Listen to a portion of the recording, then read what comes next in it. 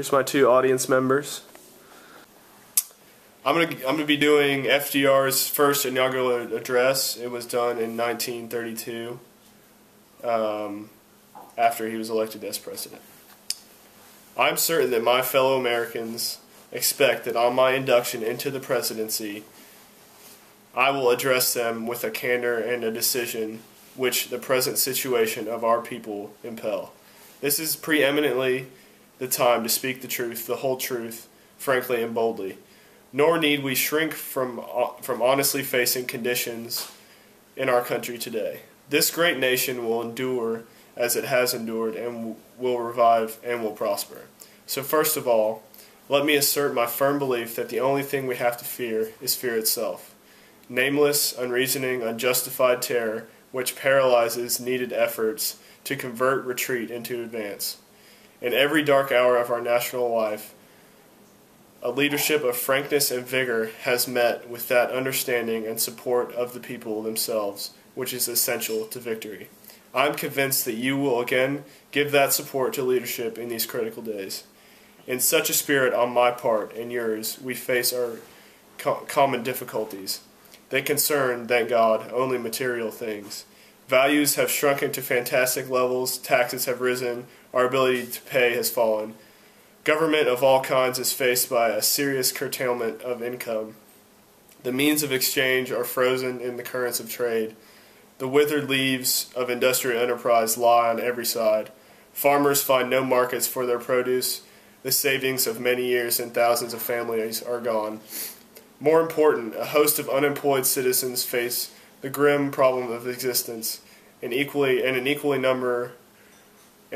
great number toil with little return. Only a foolish optimist can deny the dark realities of the moment. Yet our distress comes from no failure of substance. We are stricken by no plague of locusts, compared with the perils which our forefathers conquered because they believed and were not afraid. We have still much to be thankful for. Nature still offers her bounty, and human efforts have multiplied it. Plenty is at our doorstep, but a generous use of its languishes in the very sight of the supply. Primarily, this is because the rulers of the exchange of mankind's goods have failed, through their own stubbornness and their own incompetence, have admitted their failure and abdicated.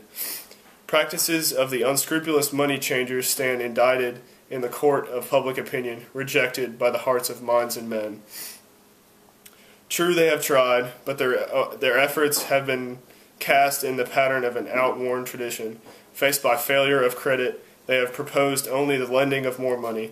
Stripped of the lure of profit by which to induce our people to follow their false leadership, they have resorted to exhortations, pleading tearfully for restored confidence. They only know the rules of a generation of self-seekers. They have no vision, and when there is no vision, the people perish. The money changers have fled from their high seats in the temple of our civilization. We may now restore that temple to the ancient truths. The measure of the restoration lies in the extent to which we apply social values more noble than mere monetary profit. Happiness lies not in the mere possession of money, it lies in the joy of achievement, in the thrill of creative effort. The joy of moral stimulation of hard work no longer must be forgotten in the mad chase of evanescent profits. These dark days will be worth all they cost us if they teach us that our own true destiny is not to be ministered unto, but to minister to ourselves and to our fellow men.